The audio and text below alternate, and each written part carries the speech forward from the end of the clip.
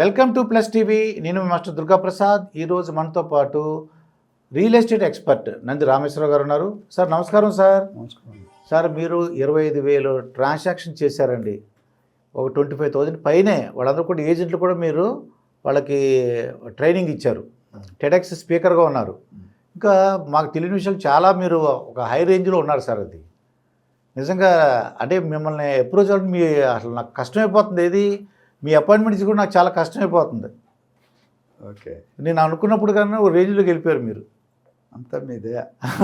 Property owners, మా buyers, మా sellers, మా స్టూడెంట్స్ అందరూ కూడా మీడియా.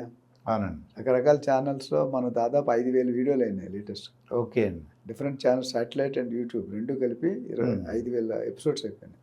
Very good. ప్రజలు మన అంటే యాక్సెప్ట్ చేస్తున్నారు, వాళ్ళు ఎంకరేజ్ చేస్తున్నారు, ఇన్స్పైర్ చేస్తున్నారు, కొత్త కొత్త టాపిక్లు మాట్లాడమంటున్నారు, మాట్లాడుతూనే పోతున్నారు. అంటే నడుస్తుంది. అదండి. దాదాపు ఒక 10,000 చేద్దాం అన్నది ఒక ఇంటెన్షన్. మీ అందరి సహకారం వల్ల తప్పకుండా చేయగలరండి మీరు.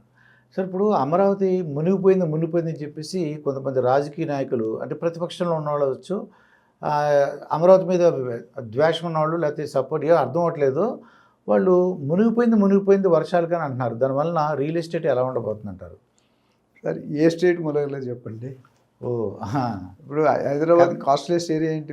ఒక్కొక్కప్పుడు యునైటెడ్ అయిపోయినప్పుడు కాస్ట్లెస్ ఏరియా ఎక్కడండి? Banjara hills, Jubilee hills. అది మనకు తెలిసిన మాటే కదా. అవునండి. ఇప్పుడు లేటెస్ట్ కోకట్పేట వచ్చింది. కోకాపేట అవన్నీ. అయితే మొన్న వర్షాలు పడినట్టు అక్కడ పడినట్టు ఇక్కడ కూడా బాగానే పడ్డాయి. బంజారా హిల్స్ కారు వీల్ మిలిగిపోయినాయి, స్కూటర్ టైర్లు మిలిగిపోయినాయి, బైక్ టైర్ మరి అది కదా. సో ములగడం అనేది ఆ వర్షం తీవ్రత బట్టి ఉంటుంది. అంటే ఎంత స్పీడ్గా పడింది, ఎంతసేపు పడింది, ఎన్ని గంటలు పడింది, ఎన్ని రోజులు పడింది. సో నీళ్ళు మన హైదరాబాద్ ఇది ఇలా ఉందన్నా, లేకపోతే వైజాగ్ అలా ఉన్నా, విజయవాడ ఉన్నా, గత 75-79 ఇయర్స్గా డెవలప్ అవుతూనే ఉంది. అంచులుగా ముక్కలు ప్రతి సీఎం గారు ఎవరు వచ్చారని, ప్రతి పిఎం కానీ సీఎం కానీ మన స్టేట్కి వస్తే ప్రతి సీఎం కూడా ఆయనంతో కంట్రిబ్యూట్ చేశారు సిటీ డెవలప్మెంట్లో. ఎస్పెషల్లీ సిటీ డెవలప్మెంట్ ఇన్ఫ్రాస్ట్రక్చర్ అంటే కనెక్టివిటీ అంటే railway, metro, airport, bus, auto ఇవన్నీ కూడా వస్తాయి. సో ఇప్పుడు విజయవాడ కూడా జస్ట్ న్యూ బర్న్ అంత ఇప్పుడు మునిగిపోయిందంటే ఇవాళ కారణం కదా. అంత ముందు వస్తుంది, దాన్ని ఎలా కరెక్ట్ చేయాలనేది గవర్నమెంట్ ప్రయత్నం చేస్తుంది. ఆ ప్రయత్నంలో కొద్దిగా టైం పడుతుంది. సో అంత మాత్రం ఈ వర్షం అనేది టెంపరీ గ్యాప్, అంతేగాని రోజంతా సంవత్సరం అంతా పడుతుంది కదా వర్షం. అందుకని శీతాకాలం, ఎండాకాలం, వర్షాకాలం అని అన్నారు. సో వర్షాకాలంలో కొద్దిగా మామూలు మోస్తరు కంటే కొద్దిగా ఎక్కువ పడ్డాయి. దానివల్ల మీకు ఫ్లోయింగ్ కనిపిస్తుంది, మునిగిపోవడం కనిపిస్తుంది. ఇప్పుడు అంతకుముందు బుడమేరు, హుడుహుడు కంటే అంత ఎక్కువేం కాదు కదా అది. అప్పుడు వచ్చినట్టే రియల్ ఎస్టేట్ కొద్దిగా నడిచింది. సో చంద్రబాబు నాయుడు గారు ఉన్న ఫస్ట్ టర్మ్లో కొద్దిగా నడిచింది. సెకండ్ టర్మ్లో కొద్దిగా ఇబ్బందులు వచ్చాయి. థర్డ్ టర్మ్లో పికప్ అవుతుంది. ఇప్పుడు కూడా కొద్దిగా కంపేర్ టు ఫస్ట్ టర్మ్ కంట సెకండ్ టర్మ్లో కొద్దిగా పికప్ అయింది. మొత్తం పికప్ అవ్వలేదు. ఎందుకంటే ఒక షేప్ అండ్ సైజ్ కావాలి. అంతకుముందు ఏమైంది, యునైటెడ్ ఏపీ ఉన్నప్పుడు ఫండ్స్ తాలూకా ప్రాబ్లం లేదు. ఇప్పుడు ఫండ్స్ తాలూకా ప్రాబ్లం ఉంది రెండు స్టేట్లు కూడా. ఎందుకంటే జూన్ 2, 2024లో ఏపీకి హైదరాబాద్ కామన్ క్యాపిటల్ అనేది అయిపోయింది 10 సంవత్సరాలు. సో దాని తర్వాత దానికి హైదరాబాద్ ఏంటంటే ఫండ్స్ వెళ్ళట్లేదు. అది infant baby, Telangana elephant baby, so infant elephant చాలా తేడా ఉంటుంది. సో ఇన్ఫెంట్ బేబీ అన్నాడు బాబు పుట్టగానే పడిగెట్టదు కదా. Rome is not built in one day, right? దానికి ఒక పెళ్ళి అయిందంటే ఒక ప్రాసెస్ ఉంటుంది పిల్లలు పుట్టండి. నువ్వు ఎంత ఎఫర్ట్ అయినా, టాలెంటెడ్ అయినా, బట్ 9 months ఈజ్ రిక్వైర్డ్. అట్లా city first second term Chandrababu గారు వచ్చినప్పుడు ఆన్లైన్ అప్పులు ఎంత ఉన్నాయి, ఆఫ్లైన్ అప్పులు అది తేల్చుకోవడానికి ఆయన 3-4 నెలలు పెట్టింది.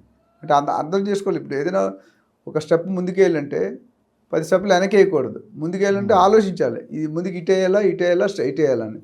ఆ ప్రాసెస్లో కొద్దిగా 3-4 నెలలు అయిన తర్వాత సూపర్ 6 గ్యారంటీస్ ఇచ్చారు. ఆ గ్యారంటీస్లో కొద్దిగా అమలు పరచాలి, లేకపోతే గవర్నమెంట్ మళ్ళీ ఇబ్బంది ఉంటుంది. తర్వాత మేనిఫెస్టోలో అనేకమైన విషయాలు పెడతారు. ఇప్పుడు మన లాస్ట్ టైం మన లోకేష్ బాబు గారు అమెరికా టూర్ వెళ్ళారు. చంద్రబాబు నాయుడు గారు invite, Adani, Ambani, YouTube, Facebook ఇవన్నీ కూడా మాట్లాడుతున్నారు.